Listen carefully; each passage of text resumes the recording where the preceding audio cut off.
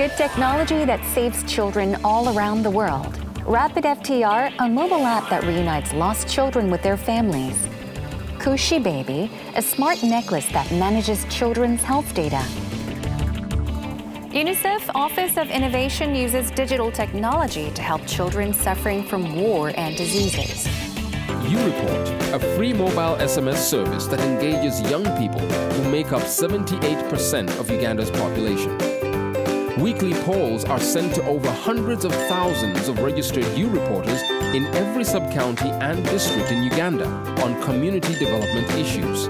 Build the infrastructure to gather and distill real-time data into actions for children where they live. It operates innovation labs in 15 countries, including Zambia, Afghanistan, and Indonesia, spearheading efforts to improve the lives of children. Find out more about life-saving technological innovations from Director Cynthia McCaffrey on Heart to Heart.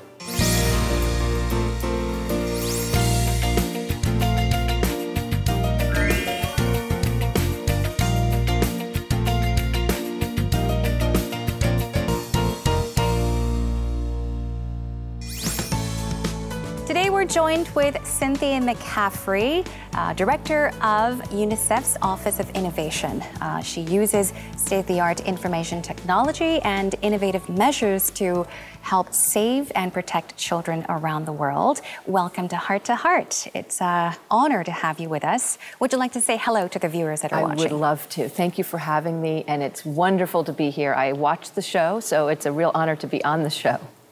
Now, is this your first visit to Korea? This is my first time in Korea. Oh, wow. So how does it feel to be here? It feels great. It's been a dream, so it's a wonderful opportunity. Mm-hmm. And I heard that you are here in Korea for a very special reason. Could you tell us about your visit?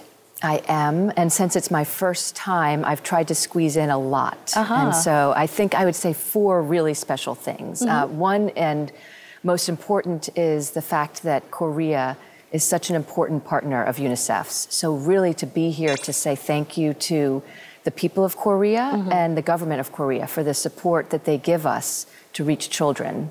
And that would be the second main thing, is I met with the Ministry of Foreign Affairs and KOICA, because the Korean government is such an important partner. They helped to found the Global Innovation Center and are the only government on that advisory committee that really advises us on innovation. And then the third is that I was at the National Assembly yesterday and really marking the work and the leadership of the Korean Parliamentarian League on Children, Population, and Environment, as well as the Korean Parliamentary Friends of UNICEF. So that was a really exciting time to be there. So I would just say thank you again, but thank you most of all for the example that you provide in compelling us to not just reach for goals, but really to try to find ways to innovate, to get to those goals, which is getting to children faster, but also in some of the hardest to reach places. And so thank you. And where we had our picture is, we love you for that. Thank you. Could you tell us about the reactions, how people responded? Absolutely. I just have to say, it was such an honor to be at Korea's National Assembly.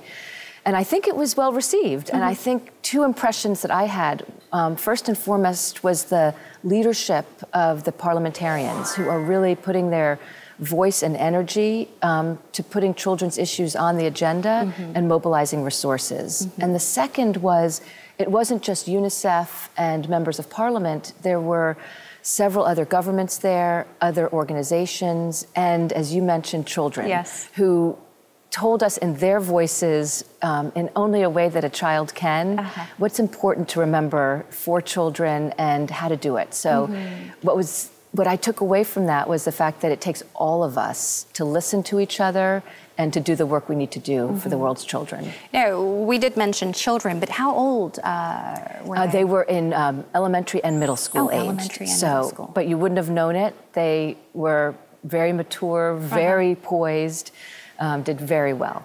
Wonderful. Now, earlier I introduced you as the leader in using state-of-the-art information technology and innovative measures to help save and protect children across the globe. Now, I guess it's a simplified description of what you do, but could you perhaps tell us in your own words about the duties of the office? So I think I would start with the fact that UNICEF is 70 years old and has been innovating for 70 years.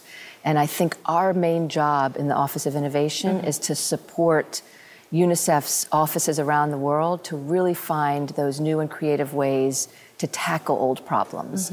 And the vision of our office is simple. We scan the horizon for those new technologies, new industries that are emerging, and then try to see how we can bend them to help children. And we do that in three main ways that implement that vision, which is scanning the horizon first, and then when we see something that might bend toward helping children is test it in a few different contexts.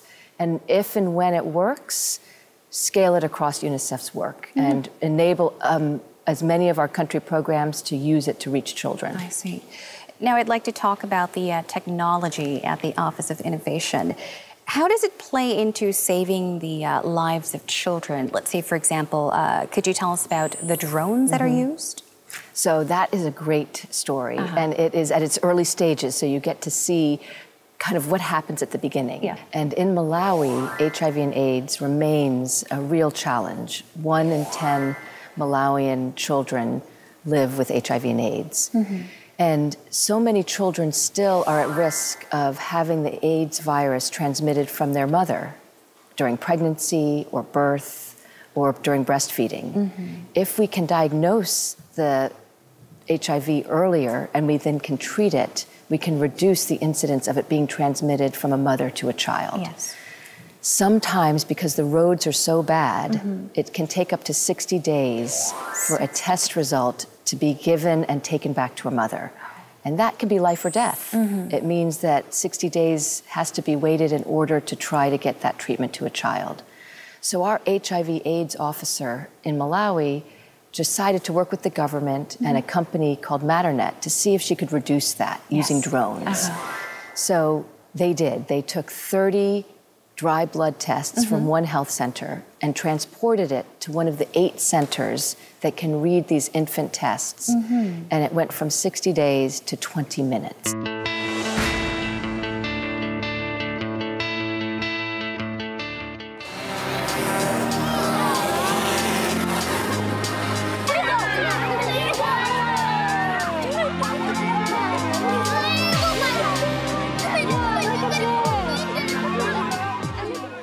That is amazing. 60 days to 20 minutes. I know sometimes you go for like a blood test, and I mean, waiting for results, even a day feels like a month. It feels like 10 days, an hour of waiting for the results of a certain test. I mean, it feels like just hours and hours. I mean, having to wait 60 days, I mean, that must have been very, very difficult. And, yes. And unfortunately, it's still, we've not been able to introduce the drones at a national level. But it showed us that that technology has the potential to start to reduce that. And so what we've done in Malawi is that we've worked with the government to open a 40-kilometer drone testing corridor.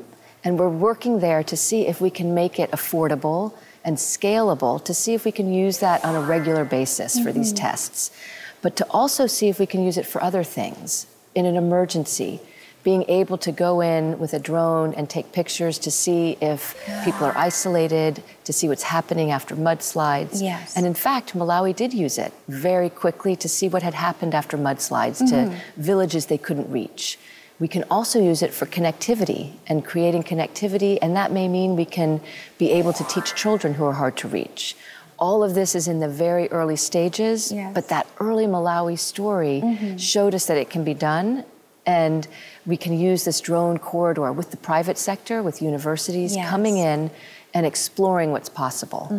As a UNICEF Goodwill Ambassador, I'm proud to support the U Report because it gives young people the chance to speak out, be heard, and change the world.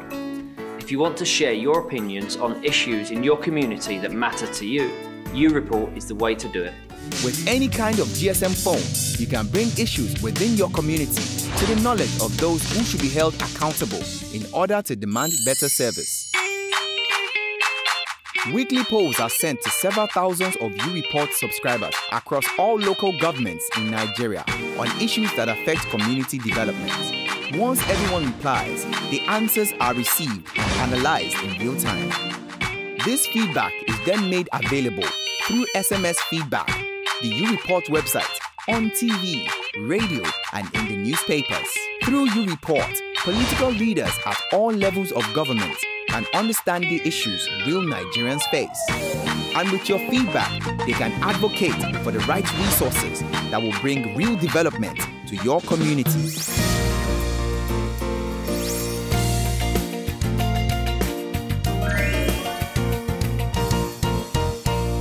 I also heard that mobile phone apps can be used to reunite children with their families. Could you tell us about that? Yes. How is that possible? How Absolutely. is that done? So we took a mobile phone app, just as you said, and we were able to quickly connect children who were separated or unaccompanied to their families in a safe, secure way. One of the things we learned from that is, and it was taking it away from the old-fashioned writing down paper and triplicate, so it really was a way that it could be secure as well as quick. We learned that we also needed to create a case management. So we've added on a much more robust system that enables us to connect families, but also a social worker to have a case management system to manage a child's case until they are connected safely to a family member. I heard that there are other apps as well. Could you tell us about maybe another phone mobile app? Absolutely. So we have a mobile app that we call YouReport. And what that is it invites young people to register, and then we poll them. We ask them questions about what's going on in their communities. And we take that information and we share it with decision makers. And decision makers now have information about what's really happening on the ground, and they can see what they might target their resources and their time to fix. So for example, in Liberia, we were able to work with young YouReporters and ask them what was happening on the ground. And we found that there was incidents of sexual abuse in the schools.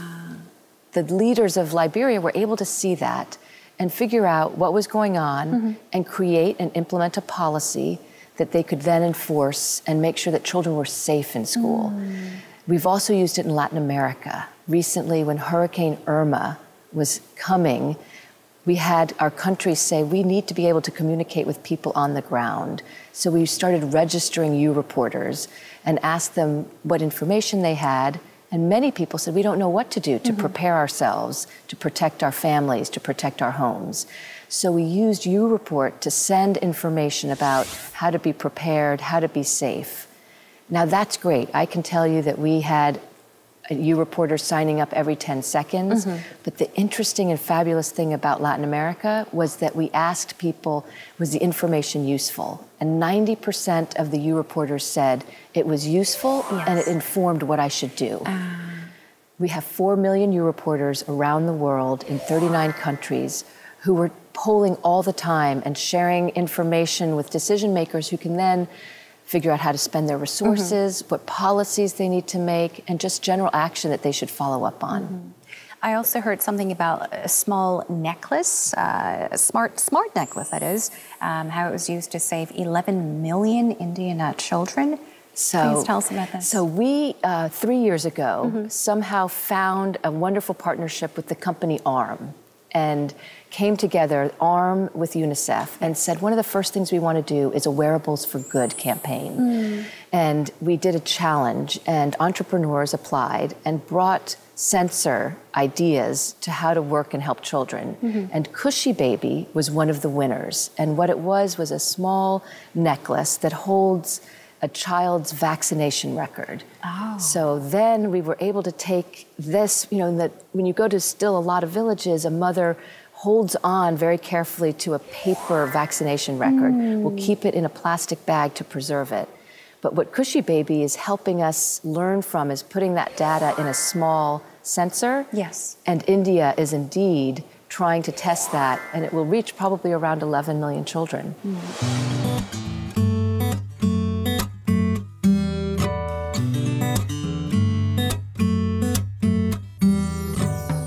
Countless children die from vaccine-preventable diseases. Smart Necklace, Kushi Baby, can save precious lives.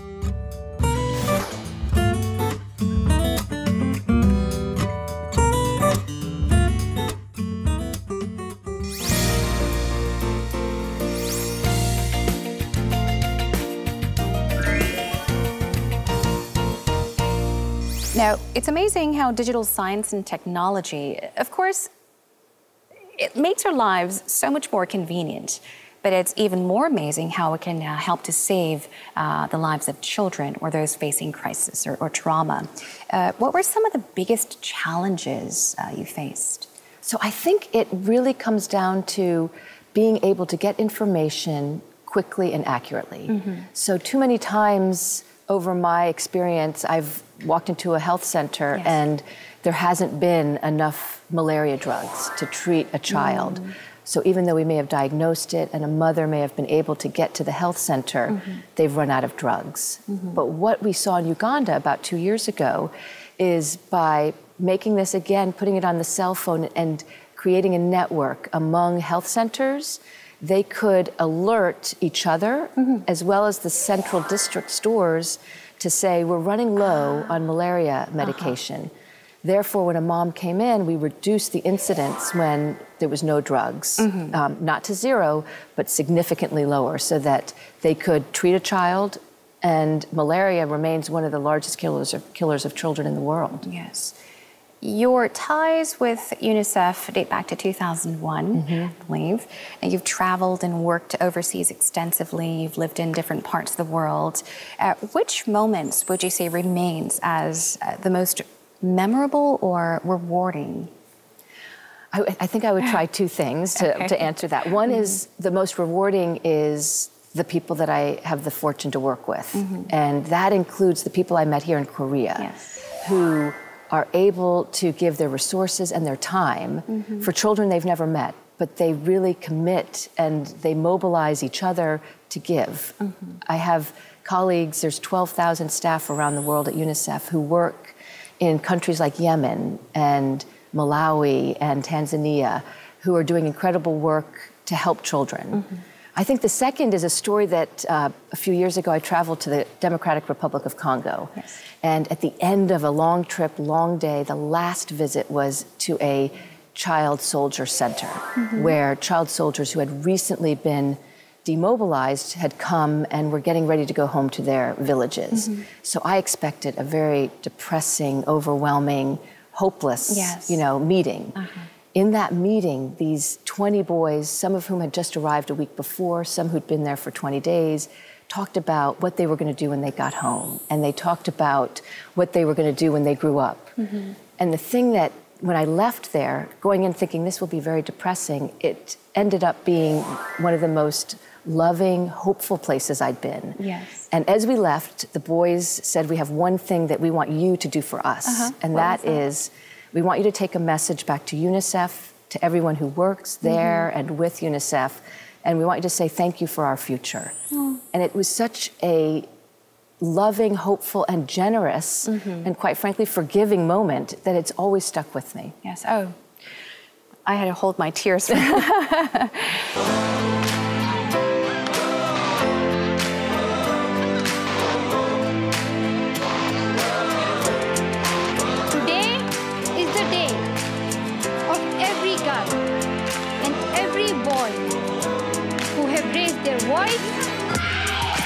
For their rights. And the biggest dreamers are kids. There can be no keener revelation of a society soul than the way it treats its children. World Children's Day. For every child. Now, November 20th, I believe I was told, was the UN World Children's Day. Yes. Is it also celebrated? How is it celebrated? So World Children's Day was November 20th, and that marks when the Convention on the Rights of the Child hit the world. And that is what we commemorate on every November 20th. And it's really an opportunity for us to remind each other about the state of the world's children, but also to see what we can do to raise our voices and mobilize all resources for children. Having said the state of the world's children, I would also add that coming on December 11th is UNICEF's flagship report, which is called State of the World's Children.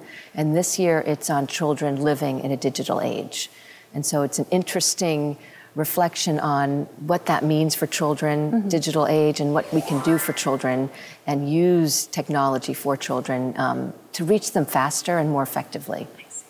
Now, we understand how the Office of Innovation was founded, when it was founded, and how it was founded. I'd like to ask how you got into UNICEF. How did you get into UNICEF? So I have fortunately been in international development my whole career. I started out working in refugee relief, and one of the things that's interesting is that I don't really like to travel, but I love to be in a place and really learn about that country, that culture. So actually it's been the perfect career to be able to spend time and learn really what's happening in a place. So I worked in different international organizations, and having the opportunity when it came to go work for UNICEF was just perfect, because it really built on my experience working with refugees. 80% of the world's refugees are women and children. And now I'm able to work for children 100% of the time. So it's been a wonderful opportunity and journey since 2001. Have you ever thought about what you might be doing right now if you hadn't gotten into UNICEF? That is an excellent question. I think that I would probably be writing stories. I always love to observe and see what's going on around me and tell other people's stories. So I think some way I would be telling stories, and I think that's the actual wonderful thing I've been able to combine is the people I've met, the lives that I've been able to see, is that I love to come back and try to carry their messages and tell their stories. I guess in order for you to save the lives of children and help those that are suffering starvation and disease, of course, one of the most important things, or nothing would be more important than, of course, people's interest and support. We all need support in people's interest to begin with. So would you like to maybe take this opportunity to send out a message to those that are watching right now? Oh, I would love to. I think one of the things I would say is that we often think when we talk about children and mothers that it's really soft and cuddly, but UNICEF and just investing in children is exactly that, an investment. And I've seen so many mothers who have walked a long distance to get their child to an immunization campaign. And when you look in their eyes, there's nothing soft and cuddly about it. They are determined that that child is going to get the care they need to survive and to thrive. And I often look at them and I think of them and I say, that's where I want to put my money and my time, because they're going places. And so I always say, it's not a charitable donation. This is really an incredible investment. And the people of Korea do that. And I think the more that they tell other Koreans, but also their friends in other countries, this is really an incredible investment. Yes, it's a beautiful investment, I think. Yes, incredibly beautiful.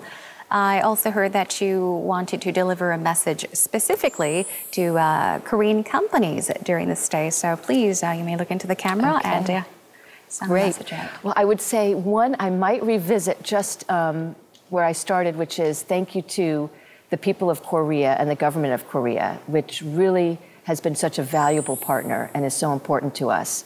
And for the private sector, UNICEF has been working with the private sector for years. And when you get off the plane and you walk in Incheon Airport, it really is a smart airport. You can find things. When you're in Seoul, I was struck it truly is a smart city. And I know that that is just one example of the incredible work and the innovation that the Korean private sector, technology sector has.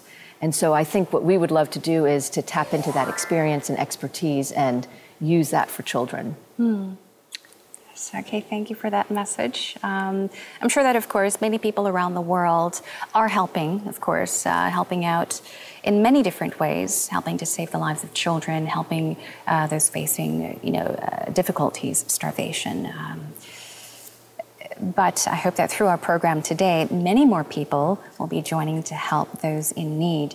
Finally, I would like to ask you about your plans or goals, future plans and goals. Well, I think I would have two. One is I would love to come back to Korea. So that is in my plan because it was such a great visit, but I really saw it as an introductory visit. And I think the second is my goal really is to live up to the expectations of the mothers and the young children that I've met on the ground, but also the boys that I met in the Democratic Republic of Congo, that I just hope that I can do my best to live up to what they expect me to do and my colleagues to do. Okay. Well, thank you very much for joining us, and I would like to say thank you very much for everything that you're doing. It's just amazingly beautiful what you're doing. So thank you once again, and I hope to return to Korea very soon and maybe have the chance to stay longer the next time you come. Thank you once again for your time. Thank you. It was wonderful to be here. 감사합니다. Thank you.